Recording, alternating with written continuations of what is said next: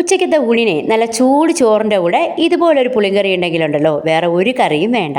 ഊട്ടുപുരി പുളിങ്കറി അമ്പലപ്പുളിങ്കറി എന്ന് കേൾക്കാത്തവരായിട്ട് ആരും ഉണ്ടാവത്തില്ലല്ലേ. എന്നാൽ പിന്നെ നമുക്കതൊന്ന് എളുപ്പം തയ്യാറാക്കി എടുത്താലോ. എല്ലാവർക്കും പുതിയ വീഡിയോയിലേക്ക് സ്വാഗതം. ഊട്ടുപുരി പുളിങ്കറി ഉണ്ടാക്കാനായിട്ട് നമ്മളിവിടെ ഒരു കഷ്ണം വെള്ളരിക്കയും മത്തങ്ങയാണ് കേട്ടോ എടുത്തേക്കുന്നത്. വെള്ളരിക്കയ്ക്ക് വേറെ നമുക്ക് കുമ്പളങ്ങയാണേലും ഉപയോഗിച്ച് കൊടുക്കാം.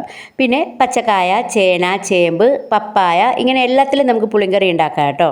അപ്പോൾ ആദ്യം തന്നെ നമുക്കിതെല്ലാം നന്നായിട്ടൊന്ന് കഴുകി ഇതുപോലെ കഷ്ണങ്ങളാക്കി എടുക്കാം. അപ്പം ഞാനിവിടെ അത്യാവശ്യം വലിയ കഷ്ണങ്ങളാക്കിയാണ് കേട്ടോ എടുത്തേക്കുന്നത്.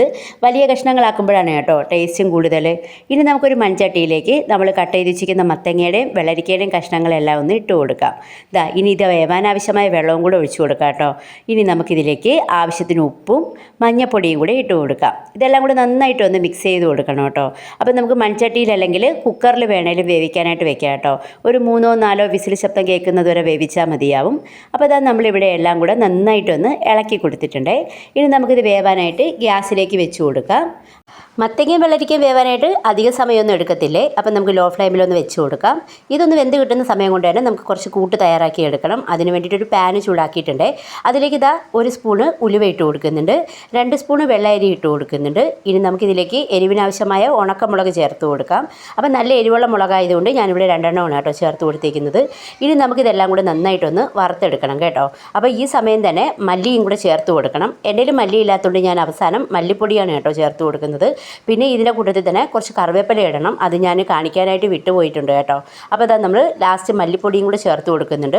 ഇതെല്ലാം കൂടെ നന്നായിട്ടൊന്ന് വറുത്ത് കൊടുത്തതിന് ശേഷം തണുത്തതിന് ശേഷം ഉണ്ടല്ലോ നമുക്ക് നല്ല രീതിക്കൊന്ന് പൊടിച്ചു കൊടുക്കാം. അപ്പോൾ കറിവേപ്പില ഞാൻ പിന്നീട് ചൂടാക്കിയിട്ട് ഇതിൻ്റെ കൂട്ടത്തിൽ പൊടിച്ചിട്ടിട്ടുണ്ടായിരുന്നു കേട്ടോ. അപ്പോൾ നിങ്ങൾ കറിവേപ്പില ഇടാൻ വിട്ടുപോകരുത്. ഇനി നമുക്കിത് നമ്മുടെ പൊടി നല്ല രീതിക്ക് തന്നെ ഒന്ന് കിട്ടിയിട്ടുണ്ടേ.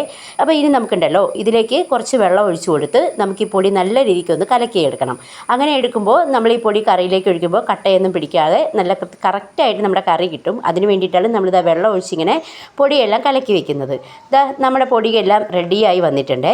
അപ്പം നമുക്കിനി അടുത്തതായിട്ട് ചെയ്യേണ്ടത് ഒരു 2 ചെറിയ സ്പൂണ് തേങ്ങ, ഒരുപാട് തേങ്ങ ആയിപ്പോണ്ട, കുറച്ച് തേങ്ങ, വളരെ കുറച്ച് തേങ്ങ, കുറച്ച് വെള്ളം ഒഴിച്ച് നല്ല രീതിക്കൊന്ന് മഷി പോലെ തന്നെ ഒന്ന് അരച്ചെടുത്ത് വെക്കാം.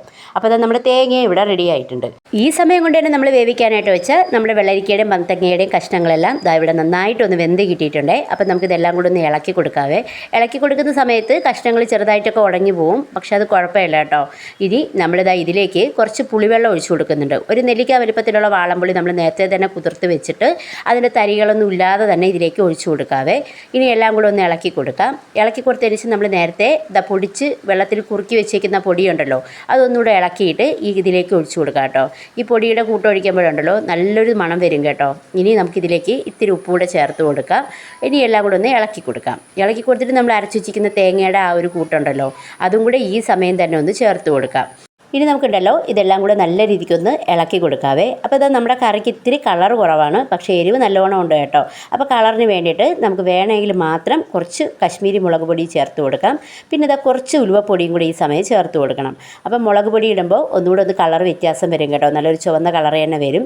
എല്ലാം കൂടി ഒന്ന് ഇളക്കി കൊടുത്തിട്ട് ഇതിലേക്ക് ഒരു പിടി കറിവേപ്പിലയും കൂടെ ഇട്ട് കൊടുക്കാം. അപ്പോൾ കറിവേപ്പില നമ്മൾ ഇപ്പോൾ ഇടുന്നത് കൊണ്ട് തന്നെ നമ്മൾ പിന്നീട് താളിപ്പിന് വേണ്ടിയിട്ട് കറിവേപ്പില ഇനി യൂസ് ചെയ്യത്തില്ല കേട്ടോ. അപ്പോൾ കറിവേപ്പിലയും കൂടെ ഇട്ടിട്ട് കറി നന്നായിട്ടൊന്ന് ഇളക്കി കൊടുക്കാം. പിന്നെ പുളിയൊക്കെ കുറച്ചുകൂടെ വേണമെന്നുണ്ടെങ്കിൽ ഈ സമയം കുറച്ചുകൂടെ പുളിവെള്ളം ചേർത്ത് നമ്മുടെ കറി നല്ല രീതിക്കൊന്ന് തിളപ്പിച്ചെടുക്കാം. നമ്മുടെ പുളിങ്കറി ഏകദേശം ആയിട്ടുണ്ട് കേട്ടോ. ഇനി ഇതിലേക്ക് നമുക്കൊരു താളിപ്പ് ഉണ്ടാക്കണം. അപ്പോൾ അതിന് വേണ്ടിയിട്ട് ഞാനിവിടെ പാന് ചൂടാക്കാൻ വെച്ചിട്ടുണ്ട്. അപ്പോൾ ചൂടായി വരുമ്പോഴത്തേക്കും വെളിച്ചെണ്ണ ഒഴിച്ചു കൊടുക്കാം.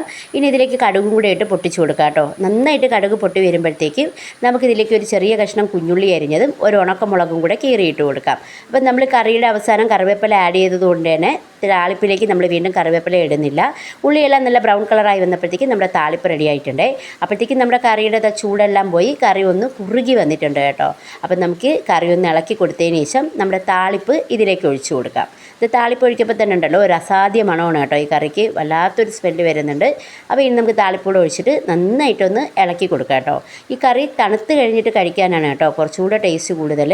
പിന്നെ കൂടെ കുറച്ചുകൂടെ കഴിയുമ്പോൾ ഒന്നുകൂടെ ഒന്ന് കുറുകി വരും. അപ്പോൾ നമുക്ക് ചോറിൻ്റെ കൂടെ മാത്രമല്ല കേട്ടോ, ഇഡ്ഡലിയുടെയും ദോശയുടെയും കൂടെ കഴിക്കാനും സൂപ്പറാണ്. അപ്പോൾ നമ്മളിവിടെ എന്തായാലും ഒന്ന് ടേസ്റ്റ് ചെയ്യാമല്ലോ. ചോറിൻ്റെ കൂടെ കുറച്ച് കറി ഒഴിച്ച് നമ്മളിവിടെ ടേസ്റ്റ് ചെയ്യുന്നുണ്ട് കേട്ടോ. അപ്പോൾ എന്തായാലും പുളിങ്കറി ഇതുപോലെ ഉണ്ടാക്കി നോക്കിയിട്ടില്ലെങ്കിൽ ഉറപ്പായിട്ടും ഉണ്ടാക്കി നോക്കുക, ഇഷ്ടപ്പെടും. പുതിയ വീഡിയോ കാണാം. അതുവരെ താങ്ക് യു.